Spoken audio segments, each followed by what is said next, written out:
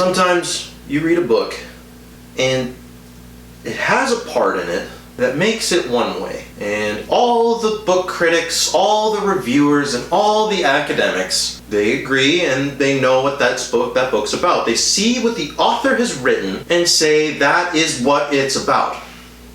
But then when you read the book, you see lots of other stuff going on, and you're shocked that no one else is talking about it. Today's video is about when the author is wrong. Now, it's a little bit of hubris on my part to say, you know what? The guy we're going to talk about, who is a beloved, accoladed writer from the early 20th century, and all the academics from all the top universities can suck my dick because they are wrong about this book in particular. I read this and I just cannot help but say, man, author, you did a real good job at telling this, but you made it about something else that's stupid. Well, not stupid, but like not as interesting as what everything else you put into it. There's so much more to it, and it can't just be about what you say it's about, but everyone just says it is. I'm gonna start the video. Today, we are talking about a book called Death in Venice by Thomas Mann. At this point, I'm going to quit my emotional rant. I'm very emotional about this book. Very emotional. And I have a lot to say about it, and I'm a little bit furious. I'm just gonna read you what I had written. I'm gonna do I did an intro, I got another intro because I'm bad at planning, but you're gonna hear it, and it's gonna be okay. I'm gonna give you the plot of the book, and I'm going to tell you my thoughts on it. And I hope that you will read this book too, and share your thoughts about it, because I just feel so strongly about this. The first time I read it, it was a big tumultuous thing, and I'll explain why as I go. I thought it was one thing, I thought it was another, it turned out to be this one thing I thought, and then at the end he peppers in this one little idea, and you're like, ah shit, fuck, god damn it, the whole thing's about that. And then you read all the reviews on it, and they're like, yeah, it's about what the author said at the end, ignore everything else. Anyway, sorry, I'm very passionate about this. Okay, oh, spoiler alert, trigger warning. This book got some greasy shit, just kind of as a light warning right now, little bit of pedophilia stuff, and by a little bit, like almost exclusively in its entirety. So if you are not comfortable kind of looking at a perspective from a guy who's interested in younger people, like it is greasy, and like I'm going to talk about how it kind of like made it kind of hard for me to get into, but I just want to be forewarned, we are going to be discussing it. So if that makes you uncomfortable, please don't watch this. If you are comfortable with it, enjoy. Jesus Christ. Okay, now I'll begin. Modernism is a tough cookie to crack. It cannot be stated enough that the primary goal of the movement was a reaction to artistic norms that, by virtue of the social, economic, class system, and the political structure, was effectively propaganda, at least from a Western perspective. We're talking about the era between the end of Enlightenment, but this trend basically went on since the start of society, to the end of colonialism. So from the end of Enlightenment through the colonial and industrial era. Books became successful by selling the idea of glory to the nation, or feeding into gossip or prejudices against others.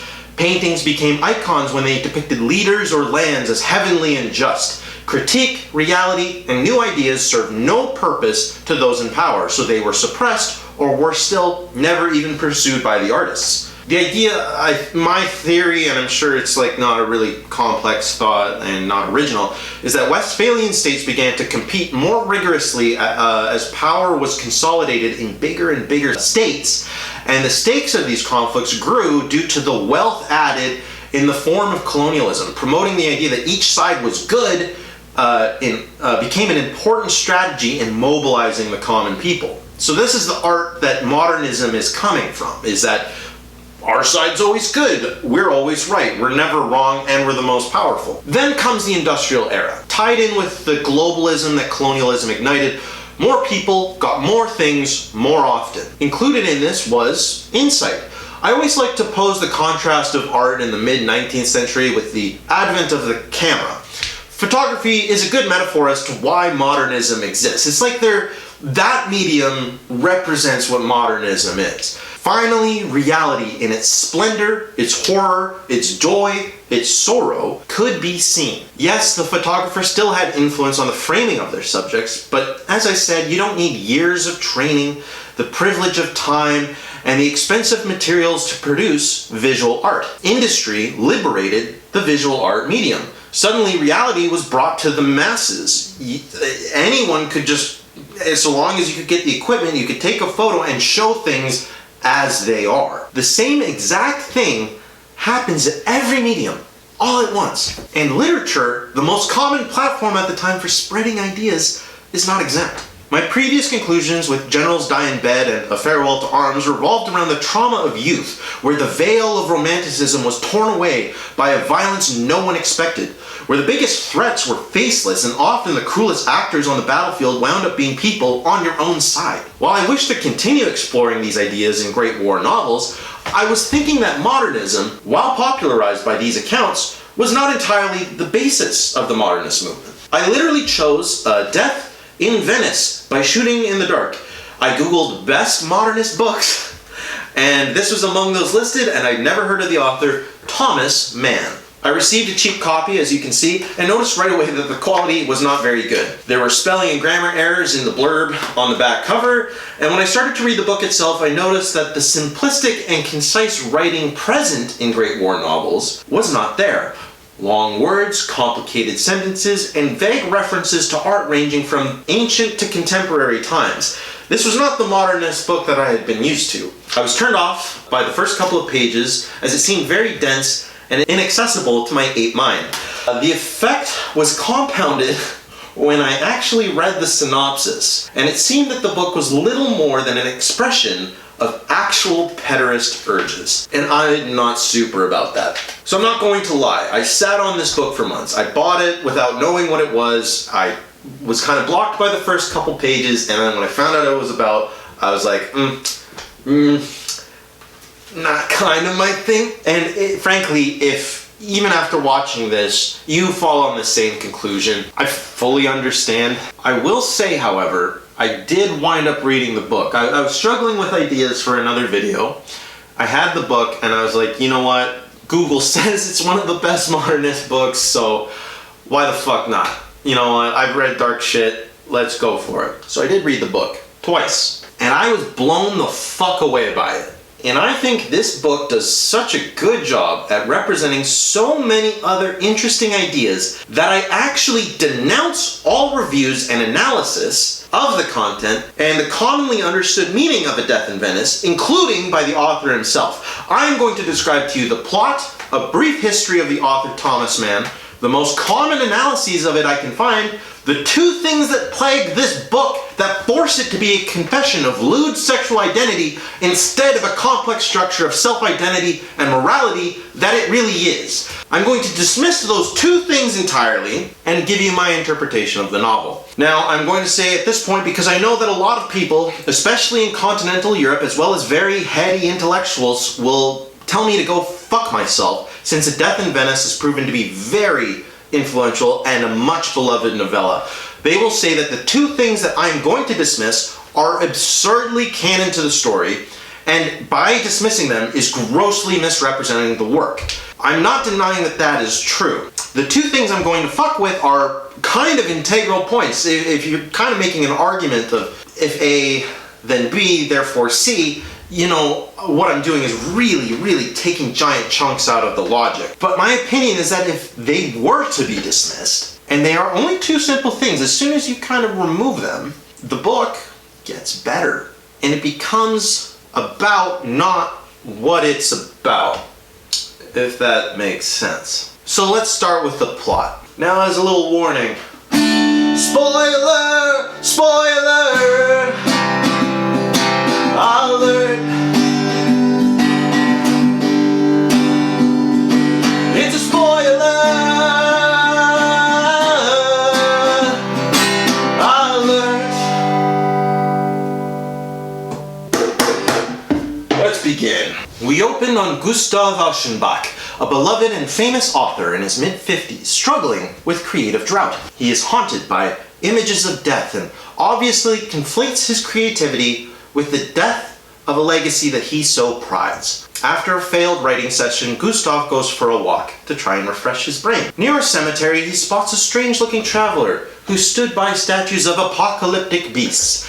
The man, red of hair and in worn-out clothes, his teeth bared, the man turns his gaze intensely to Gustav, who does not have the fortitude to bear the intensity, so Gustav averts his eyes. He then has a vision of a primordial swamp and considers that his walk to refresh himself should be lengthened to travel, perhaps. It is here that he considers his parentage, that on one side is a rigid and dutiful line of civil servants, and on the other of wild artists. We learn his wife had died many years ago, and his only child, a daughter, is now off and married. And because of his disciplined approach to writing, he does not have very much time to focus on anything other than his career. After reflecting on his decades of skill and discipline in quite an egotistical manner, Gustav attempts to rejuvenate himself by going away on vacation, allowing new sights and settings to spark his creation. He stops at an island just away off Trieste. Trieste? But the island does not suit him. Feeling restless by the poor weather, Gustav realizes he should have gone to a place of unparalleled beauty. Venice. He boards a deteriorating ship, captained by a grizzled and greedy man.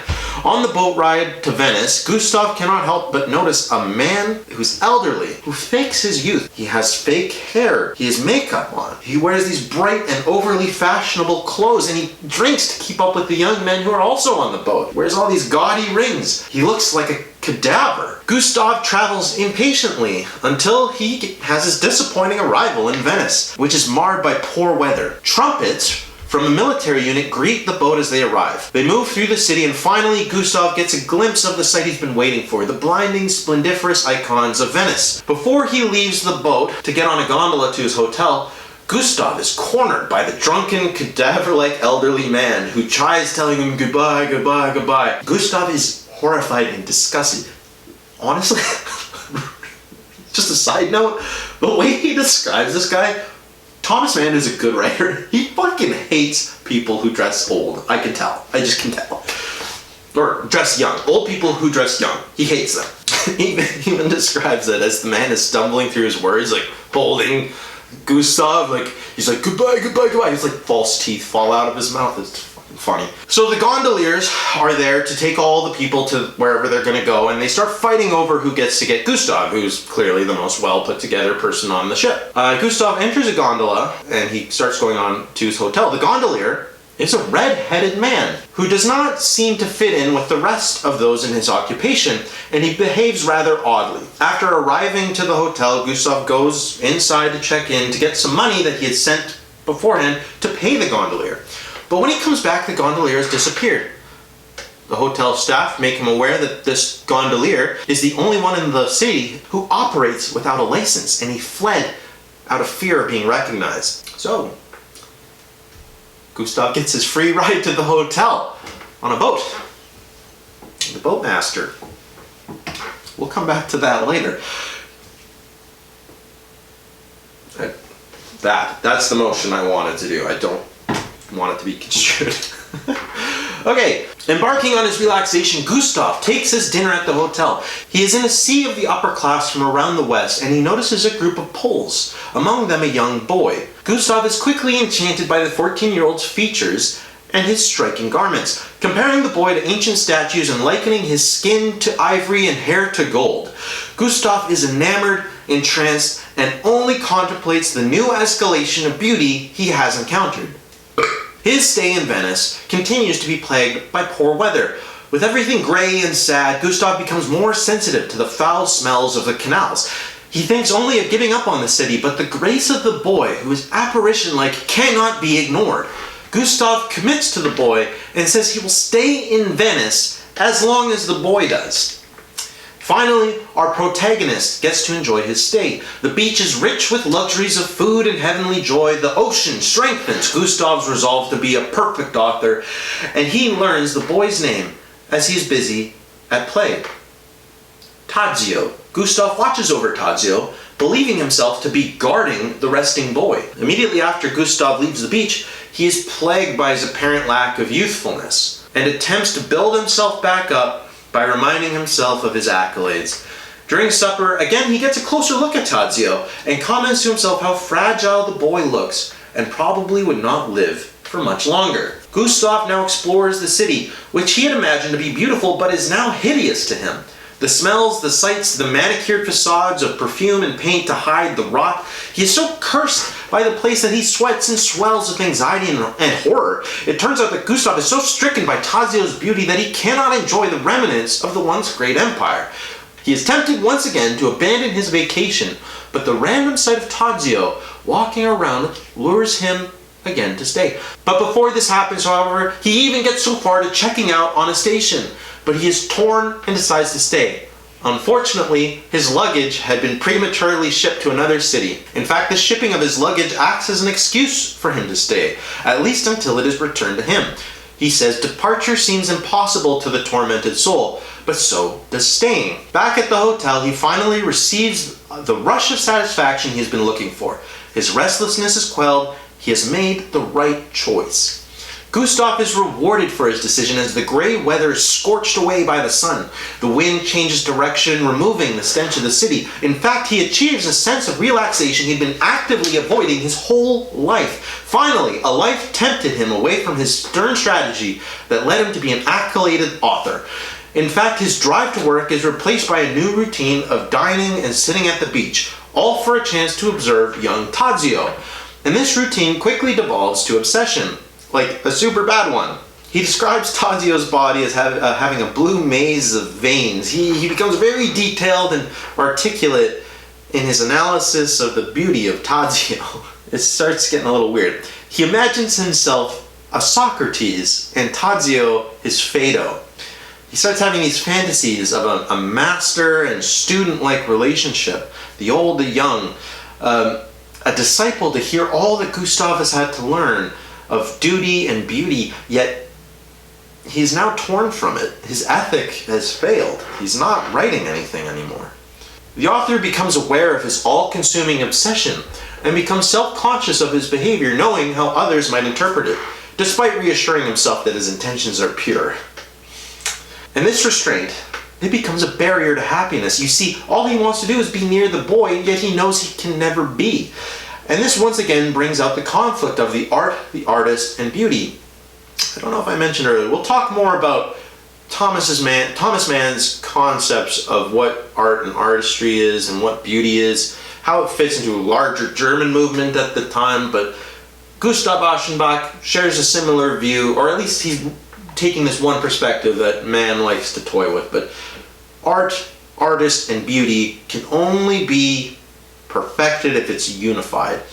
And Tadzio, to Gustav, is the essence of beauty. He is the artist, and he is striving for art. It's like a trinity, a trifecta. Anyway, moving on. But he is tempted to give in and approach the boy against all social conventions, to give up his reputation to be in proximity of beauty incarnate.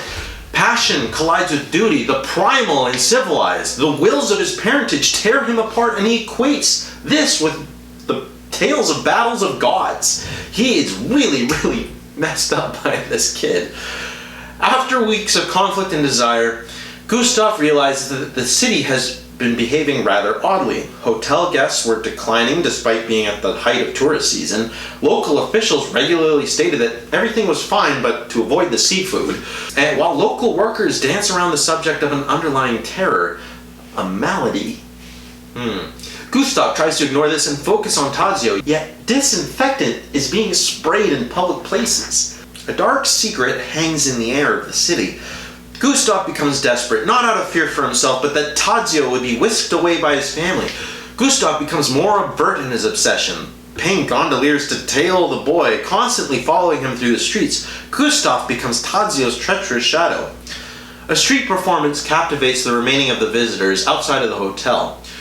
Gustav is critical of the brevity of the primary artist, degrading his act because it requires improv and lacks meticulous care in its creation. After the performance, as the act goes table to table for tips, Gustav tries to rip the truth from the performer of what actually is going on in the city, but the performer stands firm that there is nothing to fear. Immediately after, the performer is accosted by other locals who who fear that he had just told Gustav the truth. As he visits a travel agency, Gustav does learn the truth. There is a deadly outbreak of Indian cholera in the city. Europe was aware of the outbreak in the east and had been fearing its arrival. It came in the Mediterranean ports and seemed to turn more deadly than they had expected. In fact, it was an 80% mortality rate. And the death was horrific and spasmodic, twisting and convulsing torture until the body could take no more. A lucky few would only suffer nausea before blacking out, never to awaken. My air just turned on. Sorry about that. Despite this risk, Venetian officials cared more about the financial gain from dead tourists than protecting them. So the secret of the outbreak was withheld. The city on the rotting bog also suffered from a corruption of its leaders. The travel agent advises Gustav to leave immediately. Armed with this knowledge, Gustav considers warning Tadzio's mother of the outbreak in an effort to save the sickly young boy. A moment to be a true protector, to sacrifice his ambition in order to preserve a beauty he so highly regards. But greed gets the better of him. He guards the secret and watches the other tourists who are ignorant of the disease. He is punished by a prophetic nightmare that seals his fate. A sacrilegious and sacrificial dance of men and women slaughtering beasts around a phallus, burning effigies, and the stench of unfettered copulation as Gustav realizes that he is only his impulse, only his passion, that he cannot control himself. He no longer feared the watchful eye of the other people. Despite Gustav's sin, the word finally breaks out as tourists abandon Venice en masse. Strangely enough, and to Gustav's good fortune, Tadzio's mother either seems to be unaware of the cholera or doesn't seem to care. As the others flee, Gustav feels blessed as he gets to witness Tadzio all by himself.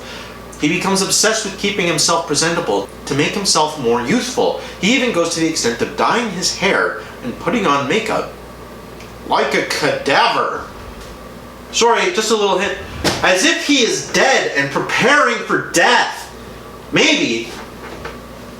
We'll talk about that later, though. Now referring to Tadzio as his lover, Gustav struggles to keep up with the boy as he feverishly follows him through the labyrinthian streets. He becomes parched and weak, and in desperate need for sustenance, he buys plump, giant, overripe strawberries. And he devours them. Okay? We'll talk about that later, too. Gustav has an internal conversation with Tadzio as he attempts to justify his actions as an artist relating to art and beauty. He comes to terms that he's at the edge of the abyss and is not sorry for it. Days later, Gustav is unwell. The city is practically vacant. Just Gustav and Tadzio's family for the most part. The city itself feels dead, as if it itself has succumbed to the disease. He learns that Tadzio will be leaving that day. Gustav settles on the beach while Tadzio plays one last time in the sand. Another boy wrestles too roughly with Tadzio, and Gustav feels tormented that he is too weak to interject and protect the boy. Tadzio rips himself free, but stomps away in a huff. Walking away from the other children, Gustav gets to watch as Tadzio gracefully dances on the edge of the sea and shore. A beautiful moment happens as Tadzio turns to the man, shares a gaze, as Gustav slumps over, dead. Okay, that's the plot. That's the plot of Death in Venice. That's the book. Falls in love with the kid. The kid doesn't know it. He becomes obsessed, and he dies because of it. Okay? Let's talk about the author, Thomas Mann. Thomas Mann was a German writer. He came at the same time as an intellectual movement of other German thinkers. These were thinkers inspired by, what's his name, Hegel. Hegel? I think. The guy who inspired Karl Marx and whatever. So they're about 50 or 60 years from that, and the main takeaway from Hegel is that society is structure, and everything exists in that structure. We're not living in chaos. There is form and function to everything. In a way, this thought is based on Socrates or Plato, one of those Greek fucks. Their idea of virtue, or arete. Virtue. The idea that something has a specific purpose and it has to be utilized to be perfect. I think a common example when you're talking about like kind of classical virtue is like a hammer is only a good hammer if you're using the hammer to hammer nails, right? So you can define like a good cup is a cup that has shit in it that you can drink out of, right? That's a good cup. This cup has good virtue. This is a virtuous cup. But what is a good human? Okay? What's a good human? That's what plagued the ancient Greek philosophers at the time. Now, after Hegel starts thinking about society and structure, that same kind of principle applies. Like, what is good government? What is the point of wellness? What is ethics? What is all this? And Thomas Mann comes from, this is loosely. He's not directly correlated. He's just kind of connected. And he has some ideas that reminded me of people from the Frankfurt School. Now, this shit is way too brainy. I am not smart enough. I've tried. I've bought some of Walter Benjamin's books in the past. I tried understanding kind of like a normative fucking nonsense. Like, it's just too much for me. I'm an idiot. You should look it up. It's kind of interesting.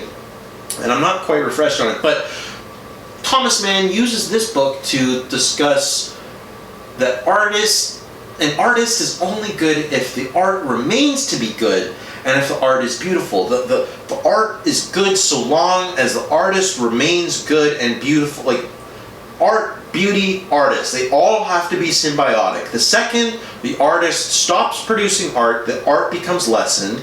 Or if the artist produces not beautiful art, then none of it's good. You know what I mean? So like, there's a relationship between an author and all of his books, right? And the author himself on that day.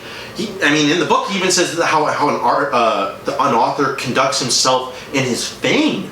That matters to his books as well. That is an evaluative perspective of, is this book good? Well, how is this author doing? How is he conducting himself? What's his behavior like? Is he an asshole? Fuck, his book sucks. Even if it's good, his book sucks. So, in that sense, like Ernest Hemingway, kind of an asshole. If you're to take this perspective that Gustav Aschenbeck is making, and I think is an extension of Thomas Mann, he's not a good guy. Ernest Hemingway sucks. That's just like an example. That's not a point he's ever trying to make, as far as I'm aware. Anyway, Thomas Mann, German guy, really heady thoughts and very, very concerned about the state of art and the artist, right? Now, Thomas Mann, interesting guy. He worked at a variety of newspapers and magazines, and he wrote a number of books that got him a lot of fame early in life. It kind of mirrors what happens to Gustav Aschenbeck quite a lot. Now, Thomas Mann, he left Germany after the Nazis took power and became a very, very stern and ardent anti-Nazi individual. He translated anti-Nazi sentiments into German, which the British broadcast. He lived in Los Angeles, and he was there until he could finally go back to Europe. I think he lived in Switzerland until he died. So he was a moral man. He conducted himself well. His image, how he was perceived was really important to him. And he had pedophilic proclivities. His wife released in the 70s, I think, a bunch of letters. He made it really clear that he liked young boys. He may have been gay in general. It gets really greasy. Thomas Mann, he even talks about how, he was into his son. Now, he makes a point. He never did anything with the boy. The book that's about Tadzio, it's about a real kid. They have photographs of him. It's just an ancillary photograph. Thomas Mann wasn't being a creep to this boy on vacation. And they actually were able to reach out to this kid in the 60s. He obviously had grown up. This all happened probably in the 1910s, I think, 1911, I think this came out. They reach out to the boy and he's like, oh, I remember that vacation, don't remember the guy. He never acted on it. And Thomas Mann's son, as far as we know, was like, yeah, my dad never was weird about shit with me. He just had these thoughts and he kept them to himself. He tried to live with dignity with these urges that he had. And this book is kind of a way of him to express those urges, what it's like to be tormented, and honestly how the book ends, where he is willing to die with it. It's kind of like Thomas Mann saying look, I got this shit, I got this problem, no one likes it, I don't like it, I wish it didn't happen, but I'm not going to do anything with it, I'm going to die with it. Okay? So that brings us to like kind of the common understanding of the book. So the book is as I described. I kind of layered it on a little thick because I do want to convince you guys like my position on it. You know, he's referring to Eros, the god of sex. He's calling Tadzio his lover. He's, you know, being a creep. And then he has the dream at the end. He has that dream at the end where he's just hammering it home that it's a sexual lust, that he's into this kid. It's greasy and, you know, uncomfortable. And all the reviewers are like, wow, look at this guy talking about his sexuality and yada yada. It's like surface level, what he's saying, that's what it's about. It's Thomas Mann, and I'm sure that is what it said. In fact, so the first thing I'm going to dismiss is that kind of dream, that nightmare he has, that it makes it like he's talking about a giant wooden dick, men and women fucking, pretty obvious, right? The second thing is that Thomas Mann, in a letter, straight up was like, I'm writing a book, it's called Death in Venice. It's about how I'm horny for kids. So, okay, there's no ambiguity here. That's what it's about. If you take away those two things, though, ignore them, take away the nightmare in the book, and take away the letter where he said it's about how I'm into kids, the book becomes something else and something better. So we're going to go through it now. Okay. He sets this story in Venice. Now, I'm not an expert on Venice, but famously Venice is a stinky place. Smells very bad. It's on a bog. It's a lagoon. It's a gross place. People say it's a fun destination, but avoid the smell. It's beautiful. Venice was an empire. People don't know this. It was like this big merchant empire for a long, long time after the fall of the Roman Empire. It's in a perfect position to protect itself from invaders along the eastern edge of eastern side of Italy. And it can trade with the you know, go to Istanbul, and it can reach the Middle East, it can reach Egypt. You know, it's in a perfect trade position and became a very, very wealthy place. So if you go there, the architecture is fucking astounding. Like, I really want to go there, but everyone who goes there is like, it's great, but it's smelly, it's gross, and the city itself is sinking into the water. It's not going to exist in 100 years. Like, Venice is a very, very interesting image of a place to base the story on. So, at the beginning of the book, when he's considering of going on vacation, he has a hallucination of a wasteland after seeing the strange figure, the red-headed guy. A swampy and wretched wasteland that men avoid, of putrid smells, of decay and horror, and of mysterious yearning. A place where nature thrives, not tethered by the duty of society. He believes he's a tiger hiding in the bamboo. Okay, I really want to make the point that this book isn't about lust and love. Like, it's just, it could, yeah, if you take the surface level shit, yeah, that's what it's about. But the setting of Venice, all the fucking symbolism, bro. Like, Venice is death. Venice is limbo. It's a dying city. It's a facade. It's a sepulcher. It's this white, glittery, beautiful thing on a rot. It's rotting. It's a bog. It's horrible.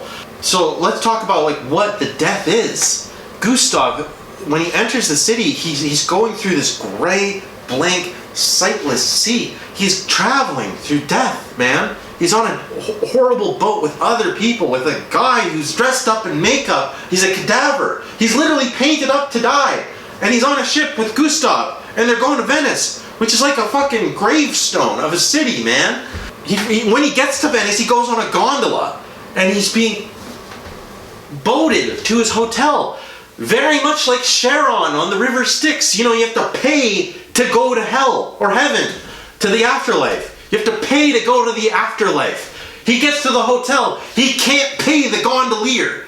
He's dead. He's in limbo. He's stuck there. That's what's going on. In fact, when he's in the gondola, he describes it being painted black. The whole thing is black. And he says, like, it's strangely comfortable in the gondola.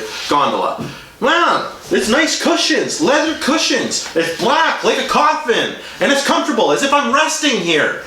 It's a coffin. He's on a coffin. He's dead. Gustav Aschenbach is dead. That's what's happening. He even talks about being like a cradle, being in the water. He's like sitting there enjoying himself on the gondola, cradling himself. Birth, death, youth, age. I wonder if this is going to come up at all later. He describes himself, he says, he was in Elysium, the bounds of earth, where an easy life is granted people. The days take their course in blissful idleness, without effort, without struggle, and completely devoted to the sun and its feasts. He's finally succumbed to his relaxation. His whole career, he discusses how he's like, I'm an artist, I have to conduct myself well, I have to yada yada, do this, I have to write every day, I can't have a personal life. My wife died, fuck it, my daughter's gone, I don't talk to her, whatever, art. He gets to Venice, and now he can kick back and relax. Wonder why? Maybe he's dead. Nah, maybe that has something to do with it. And we're like, talk about the relationship of Tadzio to Gustav. I mean, he says he wants to bang this kid, he's obsessed over him, but like, that's what I mean. When you take away the nightmare where he's just like explicitly talking about his dick, you take that away, and what else is their relationship? Just like the man pursuing youth, a man who's given up his youth as a dutiful and stern man. He like brags how he never partied. He's like, yeah, I was a good writer. I never partied, never had fun, fucking lit. My wife died, never had fun in my personal life. It's great. I'm a good artist. I'm a good author. I'm a good book writer. I never had fun in my entire fucking life. Okay? And then he sees a kid constantly at play. A beautiful kid. The ideal. Okay. You ignore the wanting to bang the kid part. The kid is him. Okay, I don't care what you say. The Tadzio is Gustav. Okay, it's the youth that he never allowed himself to have. He yearned for it so much, and he didn't realize it. He realized at the end that he is a man of passion. When he finally is dead, he gets his regret. He's in Venice. He's dead. He's in a coffin. He's dead. He sees Tadzio, which is what he desires. He's not wanting to bang him. He wishes he was Tadzio. I mean, there's a part here, and this was like the most damning thing on my second read of it, is Tadzio smiles at Gustav, and Gustav describes it as the smile of Narcissus looking into his own reflection. If you're unfamiliar with the story, Narcissus is a Greek tale of a guy who like is so egotistical that when he's hanging over a river, he like sees his reflection and is so into himself that he falls in and dies. Okay? So when Gustav is looking at Tadzio, it's like the gaze of Narcissus. He's not wanting to bang the kid. He's looking at himself. Tadzio is him. Gustav is regretful. He's dead. Death is Venice. Death in Venice. He's dead. Okay? Sorry, I'm very passionate about this. Everywhere I look on Google is like, oh, it's about Thomas Mann and his sexual proclivities. Look at Gustav Aschenbach. He wants to bang Tadzio. Tadzio is a real boy. He wrote in a letter. He wrote in the book that he wants to bang the boy, except everything else is about death, mortality, youth, and regret, and life, and passion, duty. And that's what it's about. It's so fucking clear. I'm so mad at Thomas Mann. Why he included that nightmare at the end. He could have left it ambiguous, because it's clear it's about a guy who could be interpreted as a horny old man. He talks about it, how his behavior could be misconstrued. You could leave it ambiguous. You didn't have to make it obvious. You could have left it ambiguous and still had the same effect of like a man tormented by his inner desire, as well as being a man struggling with death and youth and duty and regret. I mean, you could even say like his regret could also be that he couldn't live in a place where his desires are normal, right? That's how you could look at it. But everyone's like, no, horny guy, he like kids. That's what it's about, man. Death in Venice, death of a man who can't act on wanting kids. That's what it's about. That's what it's about. Okay, yeah, there's just so much evidence. I'm sorry it's all over the place with my discussion. I'm just angry. I was really trying to find research because I'm like, honestly, when I was first reading it, I was like, maybe he's like wanting a son and Tadzio's filling the role of the son because he just had that one daughter, right? And his wife is dead and he can't have a parental relationship, and he kind of mentions it, like he's like, he wants to teach his son, but you know, maybe. But for I don't know. There's lots of interesting thoughts here. I recommend this book. This book gets me heated. I'm glad I read it. I'm calming down a bit. I didn't think I'd yell as much as I did. So,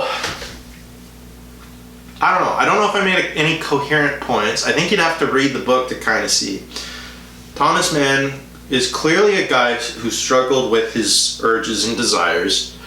By all accounts, he wasn't an immoral guy, and in fact, he like actively tried to conduct himself to be as honorable as possible.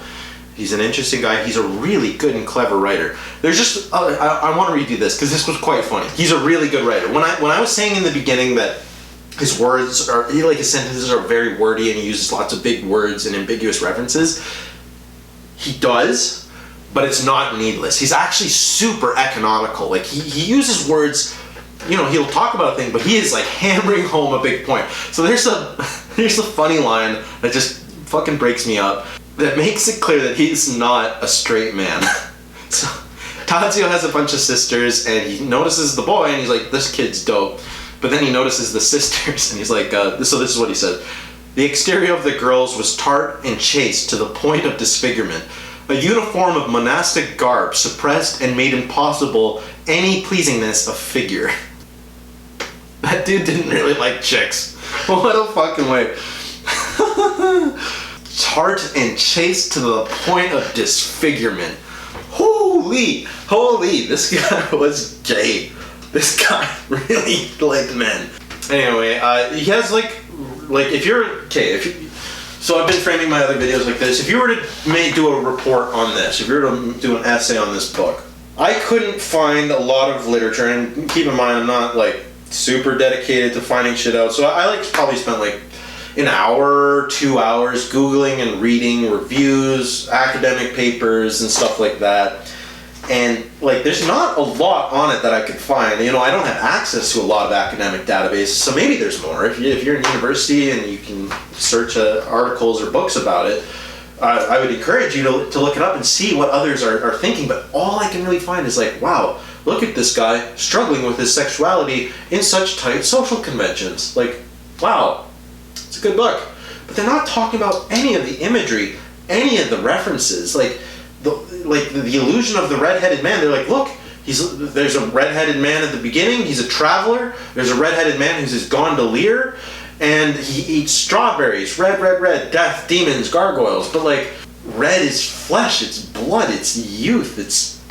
The imagery is so much more. Venice itself. No one talks about Venice in the things I've read.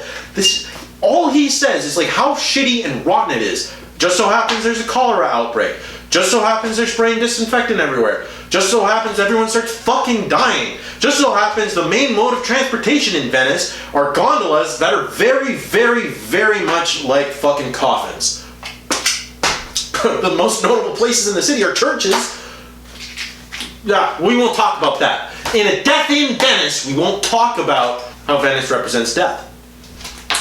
That, in my opinion, that's where the meat and potatoes of the book is. And it's like, okay, it's about Tadzio, and it's about how hot he is. Great, good job. Thank you, Gustav. But I would reject that entirely. I would say Tadzio represents Gustav's youth, how he's given up his life to pursue art in its purest form, and then he regrets that art is actually passion. I talk about how there's that musician that he criticizes for his improv, his brevity. He's like laughing, joking with the crowd. He's doing crowd work. He's having fun. And Gustav's sitting there, he's like not happy. He's like, fuck this artist. He doesn't know what he's doing.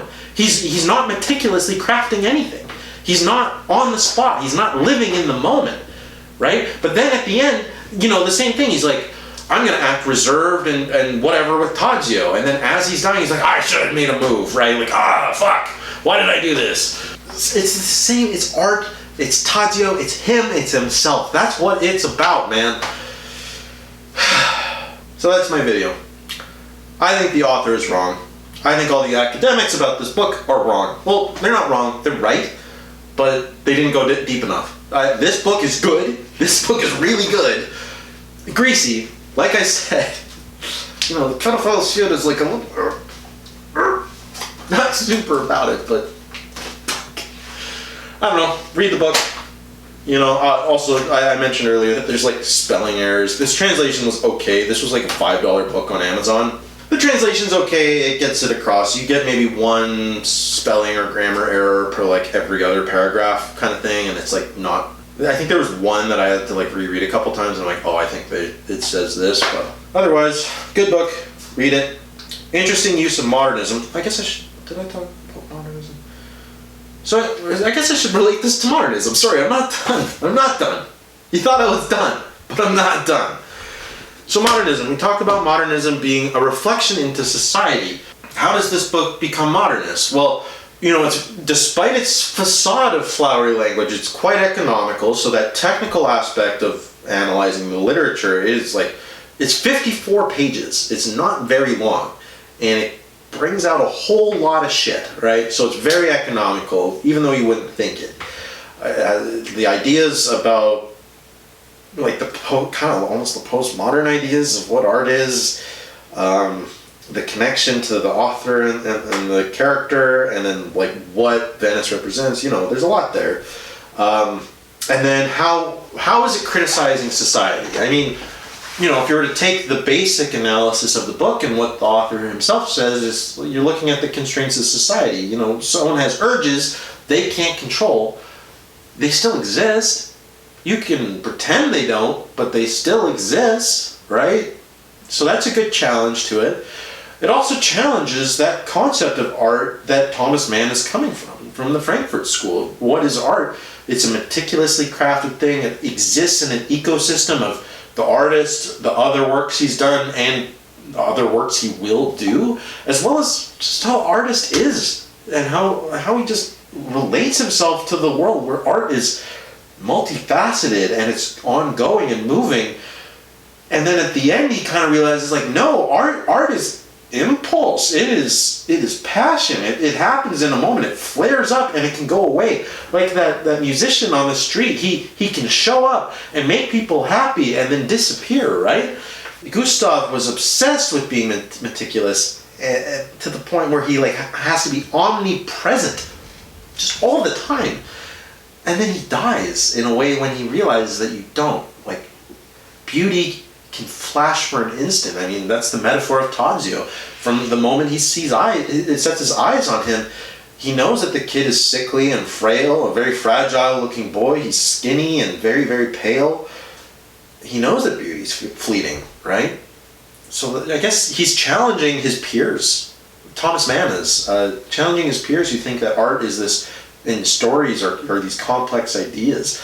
So that's how I would say this relates to the modernist framework, and it's quite different from the Great War novels that are reactive to an event, that are like protesting and violently like tearing down the structure of old literature. You know, we saw that with Yeats and Hemingway, or Harrison and Hemingway, whereas Thomas Mann is more like, man, you know, our theories about what art isn't really necessarily true. He's very much questioning it as he's questioning himself. I never heard of this book. I suspect many others have not, because there's not a lot about it. I feel like the only people who read it are people who read it in an academic setting. If you even if you're not an academic, I encourage you reading this book, and it is a barrier to get in. It's a little like, what the fuck? But I recommend you stop.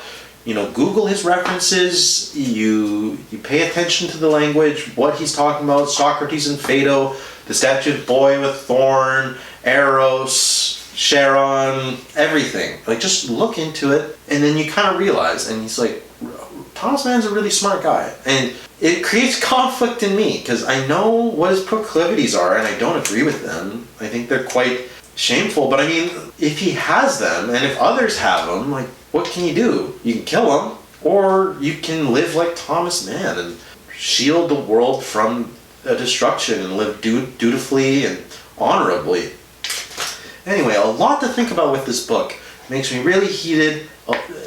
I think I've told you a million times, I encourage you to read this book. I encourage you to read this book. And I really, if you do, I really, really, really want to know what you think. I want to know if I'm like completely off basis with my like removing the concepts of pedophilia. And two things, again, to clarify, is the section of his dream where he becomes overt about the sexuality, and then the letter outside of the book. Like, I think before this was even published, he says that it's about his sexual identity. If you don't consider those two things, this book becomes about mortality, life, and regret.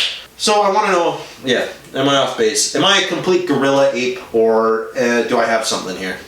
Anyway, thank you guys for watching, and I'm hoping to do more of these soon. I, in my last video, said I was going to do a Black History Month, but seeing as I'm posting this, or I'm shooting this at the end of March, that's not going to happen. I might just review those books in good order because they're good, and I really, really like them. But I'm going to be moving on to another one. A viewer very kindly suggested another book, and that's what I'm going to do. And I hope to see you guys there.